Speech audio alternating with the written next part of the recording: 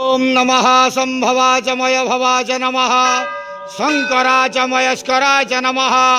बाबा धवलेश्वर बालालिंग महाप्रभु दीपं यदि परम ब्रह्म दीपं यदि जनार्दनः दीपहरतु मे पापो पूजा दीप नमस्तुते अहे धवलेश्वर बालालिंग महाप्रभु संसार सुखी रखंतु आज शुभ शुक्रवार रे समस्त श्रद्धालु भक्त मानक आश्रीपद करंतु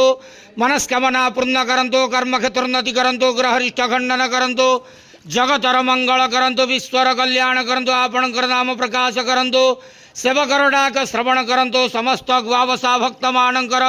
मनस्कामना पूर्ण करंतु बाबा धवलेश्वराय बालालिंगाय नमो नमः संसार सुखी रखंतु आनंद के वार हरि बोलो